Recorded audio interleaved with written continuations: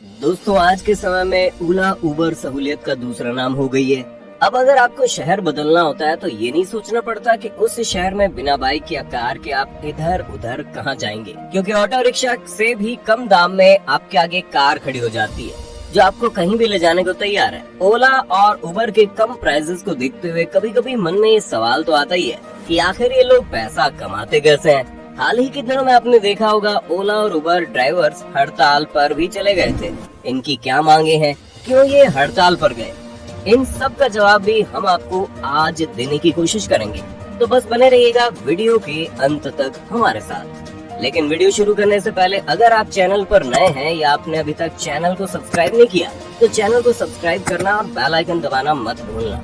इस वीडियो में हम ओला की बात ज्यादा करेंगे क्योंकि ओला एक इंडियन कंपनी है। साथ ही ओला का मार्केट शेयर इस वक्त भारत में 60% है, लेकिन दोनों का बिजनेस मॉडल बिल्कुल सेम ही है। ओला से पहले भारत में अगर आपको एक टैक्सी कंपनी शुरू करनी होती थी तो आपको कई सारी टैक्सीज खरीदनी पड़ती थी, फिर उसके लिए ड्राइवर्स को भी हायर करना पड़ता था और उसके बाद भी मेंटेनेंस से लेकर फ्यूल का खर्चा सभी आपको करना पड़ता था। यानी रिस्क और इन्वेस्टमेंट दोनों ही काफी ज्यादा थे। अब गेम में आती है ओला, जो कहती है कि आप अपनी गाड़ी लाओ, खुद गाड़ी चलाओ, खुद फ्यूल और मेंटेनेंस का खर्चा दो, पर बदले में ओला आपको एक प्लेटफॉर्म देगी जहां राइडर्स आपको कैब को बुक करवा पाएंगे और आपकी इनकम जनरेट हो जाएगी।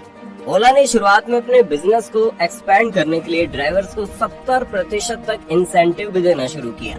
इंसेंटिव उन लोगों के लिए था जो 8 से 12 घंटे तक ड्राइव करेंगे, और देखते देखते ओला के पास बिना किसी बड़ी इन्वेस्टमेंट के बहुत सारे ड्राइवर्स और बहुत सारी टैक्सीज आ गई। इसके अलावा ओला ने भारत में फ्री राइड से लेकर 6 रुपए प्रति किलोमीटर की सस्ती दरों के कारण बहुत सारे कस्टमर्स भी बना लिए, जिससे देखते देखते ओला के पास 10 लाख गाड़ियां और 10 करोड़ से ज्यादा कस्टमर्स हो गए। इस पूरे वक्त ओला अपने इन्वेस्टर्स से लिए गए पैसों को इंसेंटिव्स देने में खर्च कर रही थी।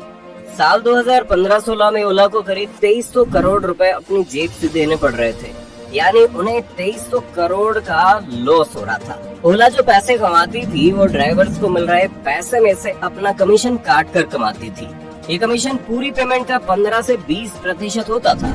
यानी अगर आप एक ड्राइवर को 100 रुपए दे रहे हैं तो ओला को उसमें से 20 रुपए मिल रहे हैं।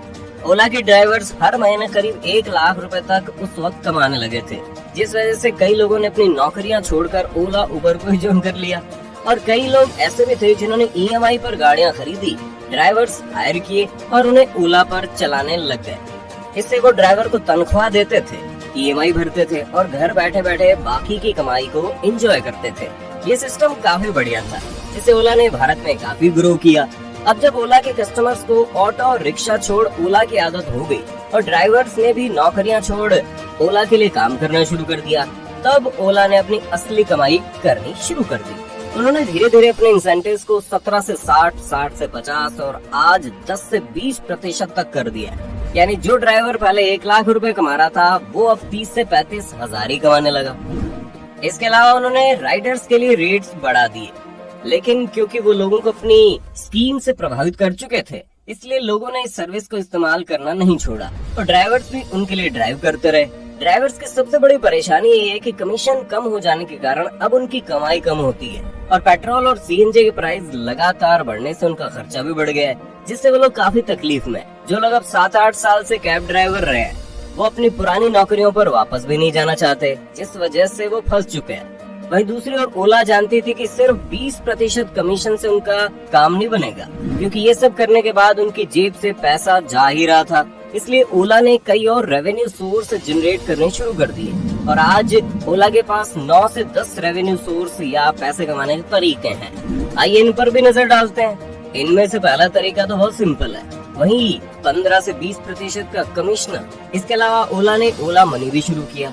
ये एक डिजिटल वॉलेट था जिसमें लोग पैसा रख सकते थे, बिल्कुल पेटीएम की तरह। और ओला मनी से न सिर्फ आप ओला पर बल्कि और भी प्लेटफॉर्म्स पर पे कर सकते थे, जिससे ओला के पास हमेशा कुछ पैसा रहने लगा। लेकिन ओला यहीं पर नहीं रुका, उसने ओला क्रेडिट कार्ड्स और ओला पोस्ट पेड भी शुरू कर दिए, जिसमें कस्टमर्स ओला को बाद में पैसा पे कर सकते थे।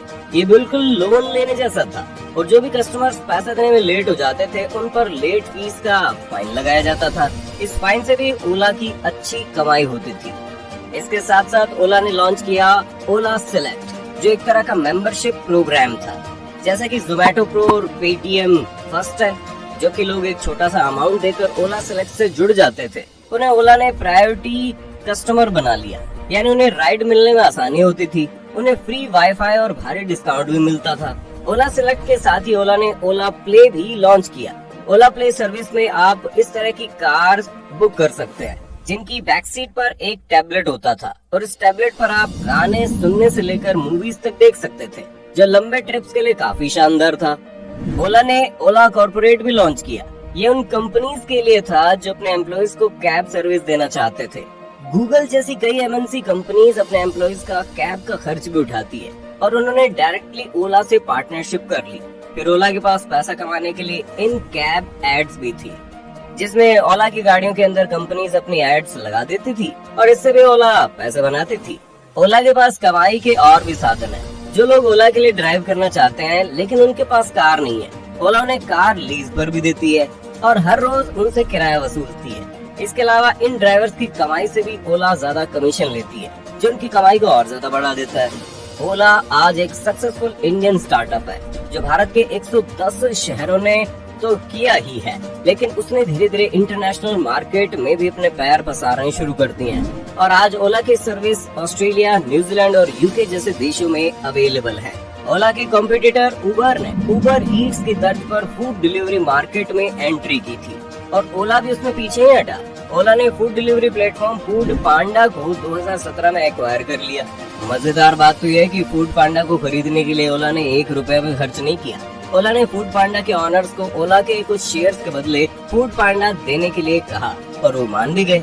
ओला के पास आज 110 शहरों का नेटवर्क है, साथ ही अपना पेमेंट सिस्टम भी है। इसलिए ओला के लिए इस फूड प्लेटफॉर्म को खरीदना काफी स्मार्ट फैसला था, क्योंकि उन्होंने इसे अब अपने ऐप के साथ ही इंटीग्रेट कर लिया, और ओला इस बिजनेस में भी पैर जमा रहा है। अगर लोगों को एक ही ऐप में सब कुछ मिल जाएगा तो वो दिन दूर नहीं जब लोग पेटीएम, जोमेटो और उबर जैसे 3 ऐप्स रखने की बजाय सिर्फ ओला को ही फोन में रखेंगे, और इन तीनों द्वारा ऑफर की जा रही सर्विसेज का मजा उठाएंगे। अब ये देखने वाला होगा कि ओला अपने ड्राइवर्स की समस्या का क्या करता है। अगर ओला ने इसे सॉल्व कर लिया तो निश्चित ही वो इंडिया में एक डोमिनेटिंग फोर्स बन जाएगा। आपको ओला के फ्यूचर के बारे में क्या लगता है? अपनी राय हमें कमेंट सेक्शन में जरूर बताना। अगर आपको वीडियो पसंद आए तो वीडियो को लाइक करें, और अगर आप चैनल पर नए हैं और आपने अभी तक चैनल को सब्सक्राइब नहीं किया तो चैनल को सब्सक्राइब करना और बेल आइकन दबाना मत भूलना।